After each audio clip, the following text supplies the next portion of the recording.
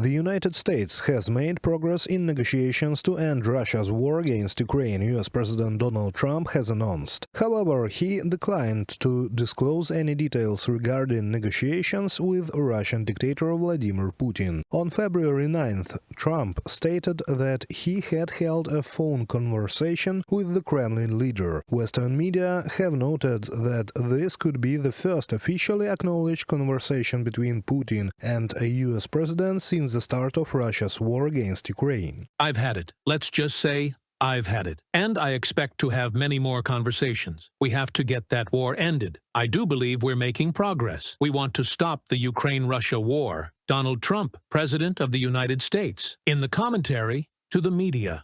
Trump also emphasized his commitment to bringing both sides to the negotiating table. The pressure Moscow into participating, the US president plans to create leverage against the Kremlin. Trump's Special Envoy on Russia and Ukraine, Keith Kellogg, previously stated that this would include new sanctions on the oil and gas sector. Trump's National Security Advisor Michael Waltz also outlined plans to target the aggressor state's economy with the help of countries cooperating with Russia.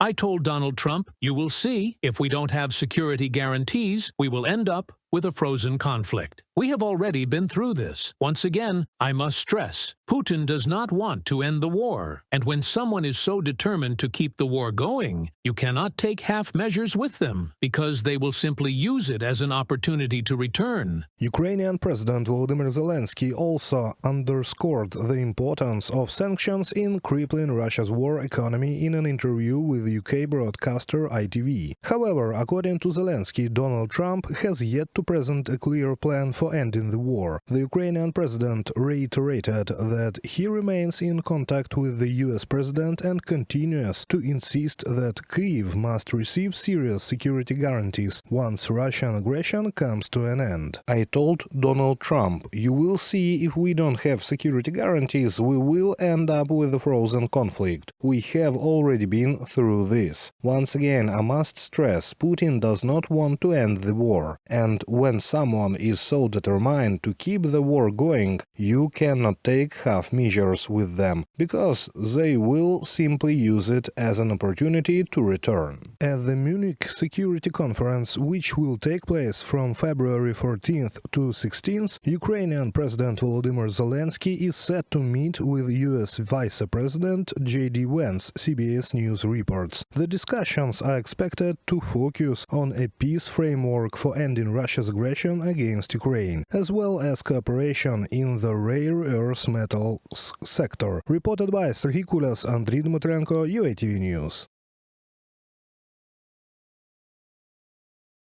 US President Donald Trump announced the meeting with Ukrainian President Volodymyr Zelenskyy. It could take place as early as next week from 10th February, but when exactly, Trump did not detail.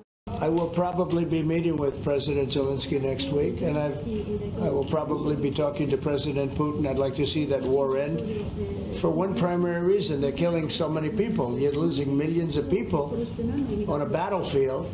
No further details have been announced by Donald Trump. Ukrainian President Volodymyr Zelenskyy in turn said that during his meeting with his American counterpart Donald Trump, he primarily wants to discuss security guarantees. In an interview with Reuters, Zelenskyy stated that this is important for him to have negotiations with Trump before the US president meets with Putin. Otherwise, it will look like a dialogue about Ukraine without Ukraine. I think that, firstly, it is not fair to Ukraine. Secondly, we'll have no real prospects for ending the war, even the end of the hot phase of this war. It is important for partners to discuss their issues first and only then have a conversation with the enemy. I think that this is the context in which we should act. The head of the Office of the President of Ukraine, Andriy Yermak, has spoken about the importance of communication with the new White House team. According to him, it's necessary to develop a common position with partners because it's impossible to form any plans to achieve peace without Ukraine. We want that Americans to look to us, not just to democracy, which they helped and to survive during this terrible war, Russia against Ukraine, but look to us as a very important, very interested strategic partner in the future. For us, it's the line, it's the strategy of President Zelenskyy, The US president did not specify where Donald Trump and Volodymyr Zelenskyy might meet, but answering the question, he made it clear that he was not planning to go to Ukraine himself, and perhaps the talks will take place in Washington. In February, Ukraine is expecting a visit by the United States Special Envoy for Ukraine and Russia, Keith Kellogg. This will probably take place after the Munich Security Conference, which will be held on 14-16 February. The Office of the President of Ukraine said that Kellogg's visit would provide the United States with full information on the Russian aggression against Ukraine, in particular on the situation on the battlefield, data on mobilization, as well as on the delivery of weapons and equipment. Reported by Alexandra Zaslavets, Natalia Husak, Volodymyr Shtengel of UATV News.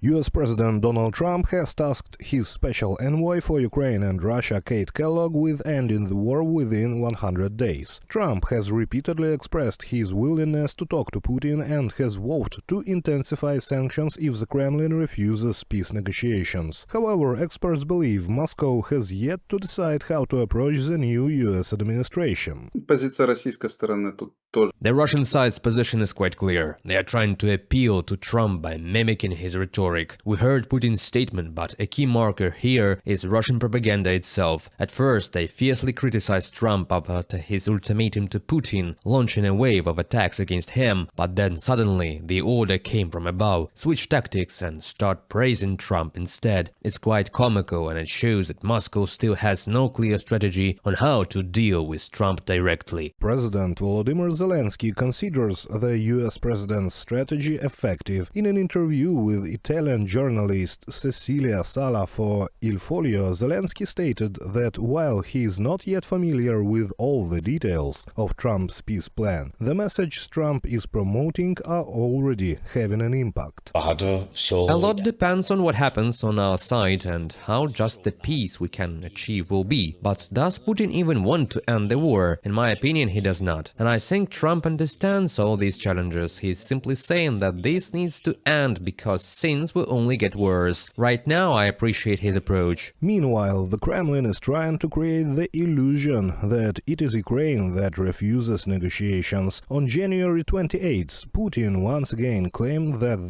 Zelenskyy was supposedly unable to negotiate because his 5-year term had allegedly expired. In response, the Ukrainian leader stated that Putin is simply attempting to prolong the war. Putin is doing everything to either continue large-scale killings instead of peace or to secure a pause in order to launch new hybrid attacks and prepare for another full-scale invasion. This is why we must act decisively and in unity, all those who have the courage to believe in peace and bring it closer through strength. A real peace is possible only if Russia is forced into it. Volodymyr Zelenskyy, president of Ukraine, on Telegram. For nearly a year, the Kremlin has been pushing the narrative of Zelenskyy's so-called illegitimacy. President Zelenskyy's term officially ended on May 20, 2024, but Ukraine's constitution prohibits elections during martial law. The chairman of the Verkhovna Rada of Ukraine, Ruslan Stefanchuk, has previously explained that under Ukraine's fundamental law, the president continues to fulfill his duties until a newly elected head of state takes office. Reported by Sergei Kulas, Andriy Dmitrenko, UATV News.